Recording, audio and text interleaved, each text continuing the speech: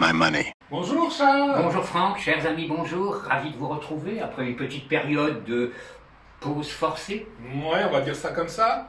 En tout cas, grand plaisir. Aujourd'hui, on vous parle d'un film de 1996 qui s'appelle Bound et qui a été réalisé par les frères ou les sœurs? Alors, les frères, à l'époque, les frères Wachowski, qui sont effectivement devenus les sœurs Wachowski, puisque tous les deux ont changé de sexe.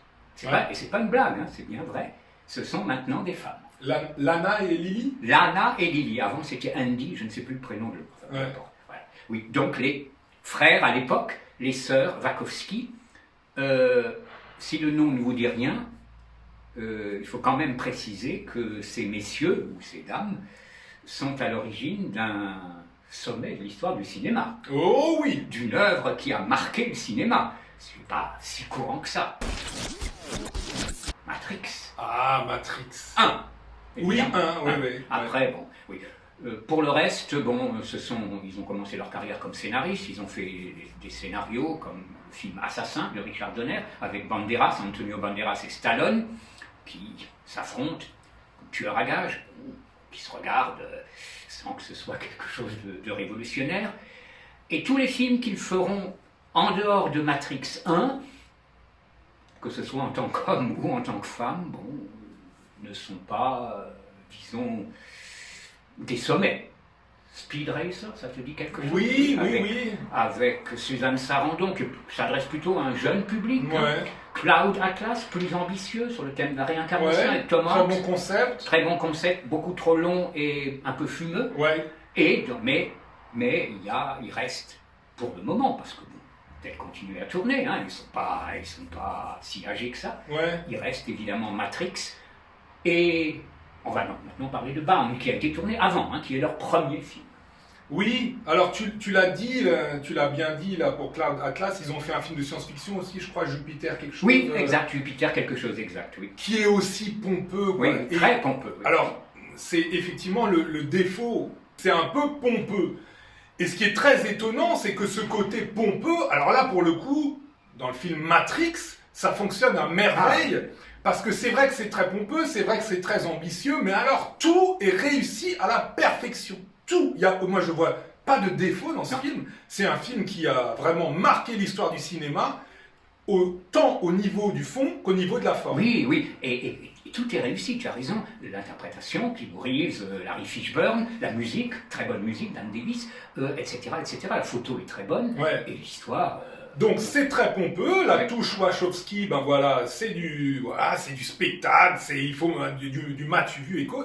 Mais il y a le côté profondeur qui est là et du coup ça donne chef-d'œuvre d'histoire du cinéma. Alors ce que je comprends pas, c'est que ce film Matrix c'est 1999 et en 1996, donc quelques années auparavant, très peu d'années auparavant, les frères sœurs Wachowski sortent leur premier film, qui est Bound. Qui est aussi pompeux, qui est aussi un peu comme ça spectaculaire, qui est aussi un peu matu vu, mais alors toute la profondeur du coup elle n'y est pas quoi. Et là j'ai du mal à comprendre comment on peut passer de Bound en quelques années à Matrix. Alors Bound ça doit être je crois 6 millions de dollars de budget. Oui, c'est un budget. Un budget monstrueux, mais d'ailleurs c'est pas non plus fauché, c'est pas fauché, non, mais c'est ouais, bon, oui. Ouais. J'ai du mal à comprendre. Oui. Alors pourquoi? Alors déjà l'histoire. Alors l'histoire, déjà on n'est pas du côté de l'originalité, puisque c'est l'histoire de deux femmes qui vont avoir une liaison entre elles. Bon, jusque-là c'est assez original. Par contre, une des deux femmes a comme compagnon un mafieux qui va récupérer chez lui 2 millions de dollars dans une valise et les deux nanas vont piquer la valise pour faire porter le chapeau. Et c'est là où on n'est pas du tout dans l'originalité, puisque l'histoire du pognon perdu et on fait porter le chapeau à quelqu'un, Charles, on l'a vu. Ah oui, là c'est du récurrent. Hein. Ça, comme tu dis, c'est un sujet, c'est le sujet du polar américain par excellence. Exactement. Depuis le muet jusqu'à nos jours, en passant par Humphrey Bogart, etc. Alors, où serait l'originalité? Dans le lesbianisme? Alors le lesbianisme, c'est vraiment ce qui fait le petit plus, la petite cerise de ce gâteau, malgré le fait que... Elle a des noyaux, cette cerise. Ouais, alors là, bon, moi j'ai beaucoup de... J'ai envie de dire du bien, je vais tout de suite déjà dire du bien, comme ça ce sera fait, je pourrais pas passer au défaut. Alors le bien, pour moi, paradoxalement, c'est l'histoire. Oui, Parce que non, même si le concept oui, oui. est vu et revu, mine de rien, le scénario est bien maîtrisé. Absolument, on l'avait...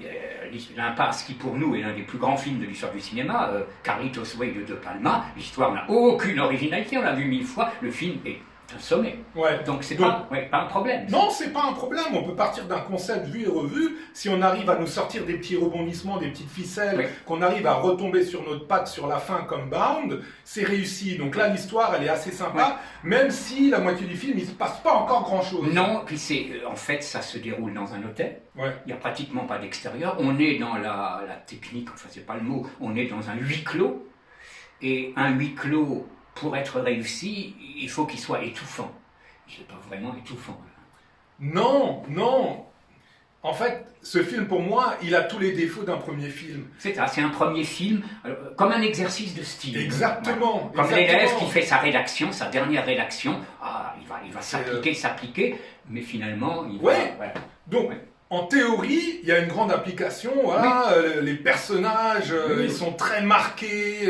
Voilà, déjà au niveau des habits, au niveau de la façon de parler. Donc tout ça, c'est réussi. Le concept, l'histoire, c'est vu et revu, mais c'est maîtrisé. Donc jusque là, on est bien. Oui. Et tout d'un coup, ce qu'on a en statique, il faut que ça devienne vivant. Et là, ça passe pas, parce que ce film, il n'arrive pas à passer d'un concept à une réalité. Il n'est pas réaliste du tout. Non. Les scènes d'érotisme, mais ne sont pas du tout sensuelles, mais pas du tout. La lumière, elle est tape à l'œil. Et ça, c'est très grave. Un film érotique qui n'est pas érotique, c'est vraiment très grave. C'est quand même dommage, quoi. C'est quand même dommage, parce que c'est tape à l'œil. Hein. Il y a une séquence comme ça, torride. Mais c'est torride entre guillemets, quoi, parce que... on n'y croit pas, enfin, on ne sent aucune vérité dans ces personnages. Oui. Quand il y a cette scène d'amour, on sent pas d'amour entre les deux. Alors oui, on sent qu'ils ont cherché des beaux cadres, qu'ils ont mis une belle lumière, mais point. Oui, et les deux actrices sont tout à fait convaincantes. Hein. Donc, alors, tous les acteurs, les hommes sont bons. Sont convaincants. Donc Jennifer Tilly, qui est un peu la poupée, face à Gina Gerson, qui est un peu la femme-homme, des actrices qui n'ont pas laissé de traces inoubliables dans l'histoire du cinéma, mais qui sont intéressantes. Gina Gerson en particulier, on l'a revue donc chez Paul Verhoeven dans Showgirl, qui est beaucoup plus érotique celui-là. Ah oui, celui-là il est réussi dans ce domaine-là. Mais ça c'est réussi. Mais il y a toute une espèce... En fait, c'est un film assez frustrant. Oui, c'est frustrant, mais Charles, quand tu dis « il joue bien », alors oui, le couple de lesbiennes joue bien, alors oui, le mafieux il joue bien, alors oui, les autres mafieux ils jouent bien, mais c'est pas ça le problème. Le problème, c'est pas leur jeu. Le problème, c'est la manière dont on a écrit leur personnage. Et qu'un personnage, pour qu'il soit intéressant, mais il faut au moins qu'il y ait un minimum de 2 facettes en lui. Il peut pas y avoir la bimbo qui joue bimbo pendant tout le film, la nana qui est masculine qui joue masculine pendant tout le film. Et c'est ça. Et là, c'est exactement ça. À aucun moment, il y a un acteur ou une actrice qui va nous surprendre, qui va dévoiler quelque chose d'un peu profond. Non.